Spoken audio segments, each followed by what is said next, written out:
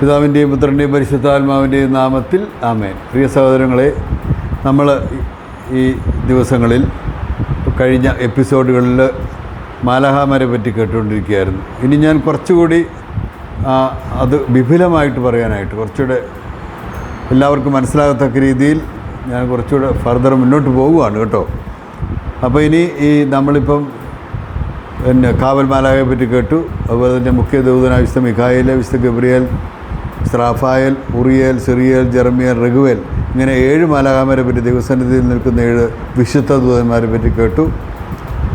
ഇനി മാലാഖമാരുടെ ഒരു നവവൃന്ദം മാലാഖമാർ, 9 വൃന്ദം മാലാഖമാർ എന്ന് പറയുന്ന ഒരു ഡിവിഷനുണ്ട്.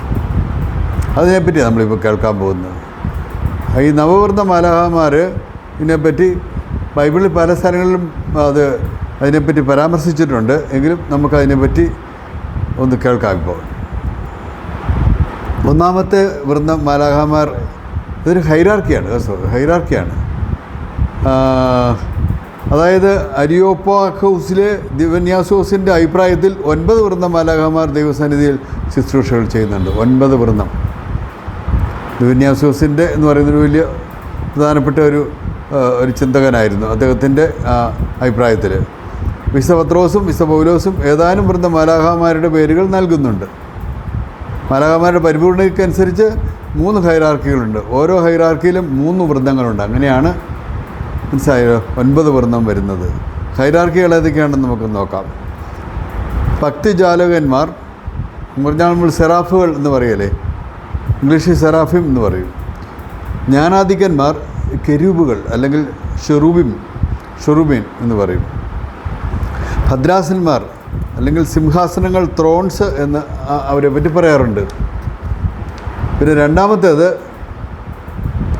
നാദാകൃത്യന്മാർ എന്ന് പറഞ്ഞാൽ അധികാരികൾ അല്ലെങ്കിൽ ഡോമിനേഷൻസ് എന്ന് ഇംഗ്ലീഷിൽ പറയുന്നുണ്ട്.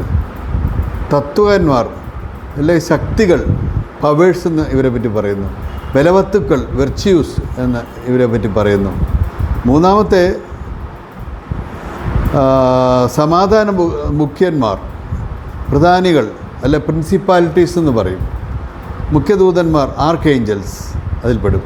ദൈവദൂതന്മാർ ഏഞ്ചൽസ്. ഇങ്ങനെയാണിത് 3 ഞാൻ പറഞ്ഞല്ലോ ഹൈറാർക്കികളുണ്ടെന്ന് പറയുന്നത്.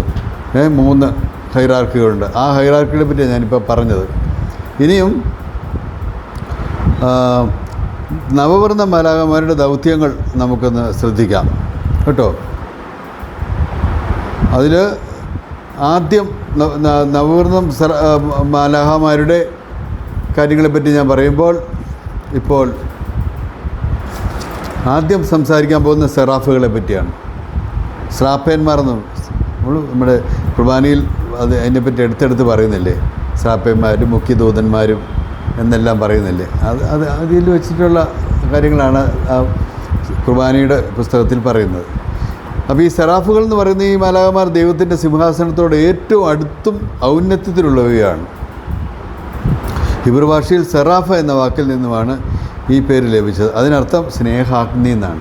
സ്നേഹാഗ്നി ജ്വാലയെന്ന് നമ്മൾ കേട്ടിട്ടില്ലേ, കത്തിക്കുക, നശിപ്പിക്കുക എന്നാണ്. ദൈവസ്നേഹാഗ്നിയിൽ കത്തിച്ചൊരിച്ചുകൊണ്ടിരിക്കുന്ന മാലാഖമാരാണ് ഈ പറഞ്ഞ സെറാഫുകൾ. ഈ സ്നേഹാഗ്നിയിൽ മനുഷ്യൻ്റെ പാപം കത്തിച്ച് ഇല്ലാതാക്കുന്നു. യെശയ്യാ പ്രവാചകൻ്റെ പുസ്തകം നമ്മൾ റെഫർ ചെയ്യുകയാണെങ്കിൽ 6-ാം അധ്യായത്തിൽ സെറാഫിക് മാലാഖയെ പറ്റി പറയുന്നുണ്ട് കേട്ടോ. യെശയ്യായുടെ പുസ്തകം 6-ാമത്തെ അധ്യായത്തിൽ പറയുന്നുണ്ട്. അതിന് ദൈവിക സാന്നിധ്യത്താൽ യെശയ്യായ്ക്ക് അതിൻ്റെ പാപത്തെക്കുറിച്ച് ബുദ്ധിപ്പെടുത്തിയും അല്ലേ നമ്മൾ ബൈബിളിൽ വായിക്കുന്നില്ലേ. അപ്പോൾ പറഞ്ഞ് കരഞ്ഞപ്പോൾ ഈ മാലാഖ ബലിപീഠത്തിൽ നിന്ന് തീക്കനലുവായി വന്ന് അദ്ദേഹത്തിൻ്റെ അധരത്തിൽ സ്പർശിച്ചിട്ട് പറഞ്ഞു, നിൻ്റെ മാലിന്യം നീക്കപ്പെട്ടു, നിൻ്റെ പാപം ക്ഷമിക്കപ്പെട്ടിരിക്കുന്നു എന്ന്. അല്ലേ, മനുഷ്യരുടെ പാപങ്ങളുടെ ലിസ്റ്റ് പിശാച് തയ്യാറാക്കുമ്പോൾ അനുഭവിക്കുന്നവരുടെ പാപം ഈ മാലാഖ കത്തിച്ച് കളഞ്ഞ് ദൈവസ്നേഹം അവരിൽ നിറയ്ക്കുന്നു. അങ്ങനെ അതിനെപ്പറ്റി പറയുന്നത് കുമ്പസാരത്തിലൂടെ അതാണ് സംഭവിക്കുന്നത്. ഇപ്പോൾ നമ്മൾ കുമ്പസാരിക്കുമ്പോൾ നമ്മുടെ പാപങ്ങൾ കത്തിച്ച് കളയും, അവിടെ ദൈവസ്നേഹം കൊണ്ട് നിറയും. അതാണ് ഈ കുമ്പസാരം എന്ന് പറയുന്നത്. നിസ്സാരൊരു കാര്യമല്ല. വർഷത്തിലൊന്നോ ഒക്കെ കുമ്പസാരിക്കാനിരിക്കുന്നവരുണ്ട്, ചിലപ്പോൾ കുമ്പസാരിക്കാത്തവരുമുണ്ട്. പക്ഷേ കുമ്പസാരത്തിൻ്റെ പ്രാധാന്യം നമ്മളിത് കേൾക്കുമ്പോൾ മനസ്സിലാവും. ചിറകുകളെ സൂചിപ്പിക്കുന്നത് സൃഷ്ടിയുടെ 6 ദിവസത്തെയാണെന്ന് പറയപ്പെടുന്നു. 6 ദിവസം കൊണ്ടാണ് സൃഷ്ടിക്കപ്പെട്ടത്. 7-ാം ദിവസം ദൈവം റെസ്റ്റ് എടുത്തെന്നല്ലേ പറയുന്നത്. ഓരോ ചിറകും സ്വർഗവും ഭൂമിയും മുഴുവൻ നിറഞ്ഞു നിൽക്കുന്നു. നഗ്നപാതകരായ ഇവരുടെ മുഖം ഉദയസൂര്യനെ പോലെ ശോഭിക്കുന്നു. അപ്പോൾ ഈ കാര്യങ്ങൾ നമ്മൾ വളരെ ഇതായിട്ട് മനസ്സിലാക്കേണ്ട ചില കാര്യങ്ങളാണ് കേട്ടോ. അടുത്തത് ക്രോവേന്മാരാണ്, ചെറൂബിം അല്ലെ കെരൂബിം എന്നൊക്കെ പറയും. ദൈവിക സിംഹാസനത്തിൻ്റെ 2ാം നിലയിലുള്ള ഗണമാണ്. ജ്ഞാനത്തിൻ്റെയും അറിവിൻ്റെയും നിറവാണ് ഇവർ. വലിയ ജ്ഞാനികളാണ് ഈ ക്രോവേന്മാർ കേട്ടോ. അവരുടെ രൂപം ജ്വലിക്കുന്ന തീക്കനൽ പോലെയായിരുന്നു. ചക്രങ്ങളുള്ള വാഹനം പോലെയാണ് എസെക്കിയേൽ ദർശിച്ചത്. എസെക്കിയേലിൻ്റെ ദർശനത്തിൽ അങ്ങനെയാണ് കാണുന്നത് കേട്ടോ. അവയുടെ പട്ടയിൽ നിറയെ കണ്ണുകളുണ്ടായിരുന്നു. ജ്ഞാനവും ഉൾക്കാഴ്ചയും അറിവും നമുക്ക് തരികയും ദൈവിക സത്യങ്ങൾ വെളിപ്പെടുത്തി തരികയും ചെയ്യുന്നു. ദൈവത്തിൻ്റെ പരിശുദ്ധി പ്രസരിപ്പിച്ചു കൊണ്ടിരിക്കുന്നു. ദൈവത്തെ പരിശുദ്ധൻ പരിശുദ്ധൻ പരിശുദ്ധൻ എന്ന് നിരന്തരം പാടിക്കൊണ്ടിരിക്കുന്നു. ദൈവത്തെപ്പറ്റി ധ്യാനിക്കുവാൻ ഇവർ നമ്മെ സഹായിക്കുന്നു. പിന്നെ വെളിപാടുകൾ നമുക്ക് നൽകിക്കൊണ്ടിരിക്കും. കെരൂബുകളെ പറ്റി പറയുന്നത്, കെരൂബുകൾ ശക്തരും യഥാർത്ഥത്തിൽ ഉള്ളവരുമാണ്. സങ്കീർത്തനം 18:10 ദൈവം കെരൂബിനെ വാഹനമാക്കി പറന്നുവെന്ന് പറയുന്നുണ്ട് എന്ന് സൂചിപ്പിക്കുന്നുണ്ട് കേട്ടോ. സങ്കീർത്തനം 18:10 എന്നെടുത്ത് റെഫർ ചെയ്ത് നോക്കാൻ. കാറ്റിൻ്റെ ചിറകുകളിൽ അവിടുന്ന് പാഞ്ഞു വന്ന് ദൈവത്തിന് യാത്ര ചെയ്യുവാനുള്ള വാഹനമായി കെരൂബിനെ ഉപയോഗിക്കുന്നു. അപ്പോൾ അതൊരു വാഹനമായിട്ടും കെരൂബിനെ ദൈവം ഉപയോഗിക്കുന്നുണ്ട്. അവരെ സ്വർഗീയ വസ്തുക്കളുടെ സദൃശ്യമായിട്ടും ദൈവത്തിൻ്റെ രഥം വഹിക്കുന്നവരായും ബൈബിളിൽ കാണുന്നു. പിന്നെ എസെക്കിയേലിൻ്റെ പുസ്തകം 1-ാം അധ്യായം 4 മുതൽ 24 വരെയുള്ള തിരുവചനങ്ങളൊന്ന് റെഫർ ചെയ്യാൻ. അവർക്ക് 2 നീലച്ചിറകുകളും കാലുകളും കൈകളുമുണ്ട്. എസെക്കിയേൽ 10-ാം അധ്യായം 12 പറയുന്നത് അവയ്ക്ക് സമീപം ചക്രങ്ങളുണ്ട്. ചക്രങ്ങൾ വെട്ടിത്തിളങ്ങുന്ന ഗോമേതകം പോലെ 4 ചക്രം ഉള്ളതിൽ ഒരു ചക്രം മറ്റൊന്നിനുള്ളിൽ ഉള്ളതുപോലെ കാണപ്പെടുന്നു. അങ്ങനെയാണ്. ഇതൊന്നും ചിന്തിച്ചാൽ പോലും മനസ്സിലാക്കാൻ പറ്റാത്ത കാര്യങ്ങളാണ് കേട്ടോ. ഇതൊക്കെ നമ്മൾ സ്വർഗത്തിൽ ചെല്ലുമ്പോൾ നേരിട്ട് കാണാൻ പറ്റും. എസെക്കിയേൽ 10-ാം അധ്യായത്തിൽ 12 മുതൽ 17 വരെ കെരൂബുകളുടെ ശരീരമാകെ പിന്നിലും കൈകളിലും ചിറകുകളിലും ചക്രങ്ങളിലും കണ്ണുകളുണ്ട്. അവർക്ക് ഒത്തിരി കണ്ണുകളുള്ളതായിട്ടാണ് പറയുന്നത്. കെരൂബുകൾ ഉയരുമ്പോൾ ചക്രങ്ങളും ഉയരും, താഴുമ്പോൾ അവയും താഴും.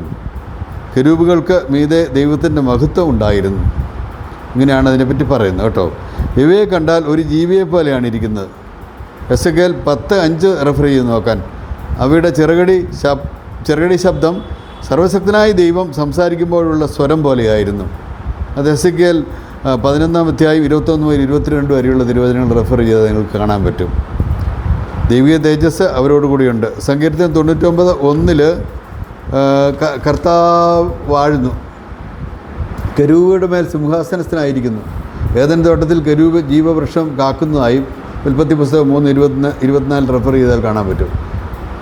പുറപ്പാട് 25:18 ഇങ്ങനെയാണ് പറയുന്നത്. സ്വർണം കൊണ്ട് നിർമ്മിതമായ കെരൂബുകളുടെ പ്രതിമ വാഗ്ദാന പേടകത്തിൻ്റെ കാവൽക്കാരെന്ന വിധം വയ്ക്കുന്നു. ദൈവത്തിൻ്റെ അതിപരിശുദ്ധമായ സ്ഥലങ്ങൾ കെരൂബുകൾ കാത്തു സൂക്ഷിക്കുന്നതായി കാണുന്നു. എസെക്കിയേലിൻ്റെ പുസ്തകം 9-ാം അധ്യായത്തിൽ നഗരം മുഴുവനും പാപത്തിൽ മുഴുകിയപ്പോൾ ദൈവം കെരൂബുകളെ അയച്ച് നഗരവാസികളെ ശിക്ഷിക്കാൻ ഏൽപ്പിക്കുന്നതായി കാണുന്നു. അപ്പം ദൈവത്തിൻ്റെ എല്ലാ വേലകളും ഇവർ ചെയ്തുകൊണ്ടിരിക്കുകയാണ് കേട്ടോ. ശിക്ഷാ നടപടികളും കെരൂബുകൾ വഴി കർത്താവ് നടപ്പിലാക്കുന്നു കണ്ടോ. അപ്പം ഈ ഓരോ മാലാഖമാർക്കും അവരുടേതായിട്ടുള്ള ദൗത്യങ്ങൾ ദൈവം കൊടുക്കുന്നുണ്ട്. അടുത്തത് നമുക്ക് 3-ാമത്തെ ഭദ്രാസനന്മാരെന്ന് കേട്ടിട്ടില്ലേ? ഉണ്ടല്ലോ. 3-ാം നിലയിലുള്ളവരാണവർ. കൊളോസ്യോസുകാർക്ക് എഴുതിയ ലേഖനത്തിൽ 1-ാം അധ്യായം 16-ാം തിരുവചനം റെഫർ ചെയ്യുക. ദൈവത്തിൻ്റെ ഇരിപ്പിടം എന്ന് അറിയപ്പെടുന്നവരാണ്. ദൈവത്തിൻ്റെ മുമ്പിൽ നിൽക്കുകയും അതിവിശുദ്ധ സ്ഥലത്തേക്കുള്ള വാതിൽ കാവൽക്കാരുമാണ്. അപ്പോൾ ദൈവത്തിൻ്റെ അധികാരം മഹത്വം വഹിക്കുന്നു. സമാധാനവും വിധേയത്വവും ഉണ്ട്. ഇവർ ദൈവിക നീതി ഐക്യം നടപ്പിൽ വരുത്തുന്നു. ഇവർ നിരന്തരം ദൈവത്തിൻ്റെ മഹത്വം പാടി സ്തുതിച്ചുകൊണ്ടിരിക്കുന്നു. നമുക്ക് ദൈവിക ശ്രവണവും യഥാർത്ഥമായ എളിമയും നൽകുന്നു. ഇപ്പോൾ നമ്മൾ ഇന്ന് ഈ 9 വൃന്ദ മാലാഖമാരിൽ നമ്മൾ ഈ 3 വൃന്ദ മാലാഖമാരെ പറ്റി കാണുന്നുള്ളൂ കേട്ടോ. 1, 2, 3. നാളത്തെ എപ്പിസോഡിൽ ഞാൻ 4-ാമത്തെ 4, 5, 6, 9 വരെ ഞാൻ നാളെ പറയാനായിട്ടാണ് ഇരിക്കുന്നത്. ഗോഡ് വില്ലിങ് കേട്ടോ. അപ്പോൾ അതെന്നാന്ന് നമ്മളത് കേൾക്കുക. അപ്പോൾ ഈ ആദ്യത്തെ 3 ഹൈറാർക്കിയെ പറ്റിയാണ് ഞാനിപ്പോൾ പറഞ്ഞത് കേട്ടോ. അപ്പോൾ അതിനെപ്പറ്റി നമുക്ക് ഒന്നുകൂടി ഒന്ന് ഞാനീ പറഞ്ഞ ബൈബിൾ റെഫറൻസ് ഉണ്ടല്ലോ, അതൊന്ന് നിങ്ങളൊന്ന് എടുത്ത് നോക്കുന്നത് നല്ലതായിരിക്കും.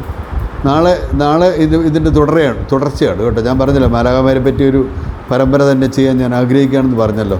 അപ്പോൾ അതിൻ്റെ ഇൻട്രൊഡക്ഷനായിട്ട് ഈ 2 വീഡിയോകൾ ഇപ്പോൾ ഞാൻ കൊണ്ടുവന്നു, 2 എപ്പിസോഡുകൾ. ഇനി ഇത് 3ാമത്തെയാണ്. ഇപ്പം ഓരോന്നോരോന്ന് നിങ്ങളെല്ലാവരും ഒന്ന് പ്രത്യേകമായിട്ട് വായിക്കണം, ധ്യാനിക്കണം കേട്ടോ. അത് വളരെ ഇമ്പോർട്ടൻ്റ് ആണ്. ഇപ്പോൾ ഞാൻ പറഞ്ഞ ബൈബിൾ ആ ഭാഗങ്ങൾ പ്രത്യേകമായിട്ട് നോക്കുന്നത് നല്ലതായിരിക്കും. അത് കാരണം അതുകൊണ്ട് നമുക്ക് ഒത്തിരി അറിവ് കിട്ടും. 80 മാലാഖമാരെന്ന് പറയുന്നുള്ളതല്ലാതെ നമുക്ക് അതിനെപ്പറ്റി ഒരു കാര്യമായ അറിവില്ലല്ലോ. അപ്പോൾ അത് നമ്മൾ ഇങ്ങനെയുള്ള ഈ വീഡിയോകൾ, ഈ എപ്പിസോഡുകൾ ശ്രദ്ധിക്കുമ്പോഴാണ് മനസ്സിലാക്കാൻ പറ്റുന്നത്. അതുകൊണ്ട് സഹോദരങ്ങളെ, നിങ്ങൾ ഇത് എൻ്റെ ചാനലുകൾ ഞാൻ ആവർത്തിച്ച് പറയുകയാണ്. നിങ്ങൾ ഇന്നലെ 2-3 പേര് ഇന്നലെ പിന്നെ സബ്സ്ക്രൈബ് ചെയ്തിട്ടുണ്ട്. സബ്സ്ക്രൈബ് ചെയ്യുക എന്ന് പറഞ്ഞു കഴിഞ്ഞാൽ നിങ്ങൾക്ക് എല്ലാവർക്കും അറിയാവുന്നൊരു കാര്യമുണ്ട്. സബ്സ്ക്രിപ്ഷൻ പറഞ്ഞ് സബ്സ്ക്രൈബ് എന്ന് പറഞ്ഞൊരു ഇത് കണ്ടല്ലോ, സബ്സ്ക്രൈബ്. അവിടെ ഒന്ന് ഞെക്കിയാൽ മതി. അതിനുശേഷം നിങ്ങൾ ആ ബെല്ലൈക്കണും കൂടെ ഒന്ന് എനേബിൾ ചെയ്യുകയാണ്. ഒന്ന് ഞെക്കുകയാണെങ്കിൽ ബെല്ലൈക്കണേൽ ആ മണി പോലെ ഇരിക്കുന്നത് ഞെക്കി കഴിയുമ്പോൾ ഈ നോട്ടിഫിക്കേഷൻ നിങ്ങൾക്ക് കിട്ടിക്കൊണ്ടിരിക്കുന്നതൊക്കെ ഞാനിത് പബ്ലിഷ് ചെയ്ത് കഴിഞ്ഞാൽ അപ്പം തന്നെ നിങ്ങൾക്ക് ഇത് കേൾക്കാനും പറ്റും. അപ്പോൾ അത് ഇതൊരു ദൈവവേലയാണ്. പിന്നെ ഞാനിത് ചെയ്യുന്ന എനിക്കും അതൊരു സന്തോഷമാണ്. ഇത്രയും പേരൊക്കെ കേൾക്കുന്നുണ്ടല്ലോ എന്ന് ഓർക്കുമ്പോൾ ചെയ്യുകയല്ലേ. Thank you. God bless you all. നിത്യം പിതാവും പുത്രനും പരിശുദ്ധാത്മാവായ സർവേശ്വര എന്നേക്കും ആമേൻ.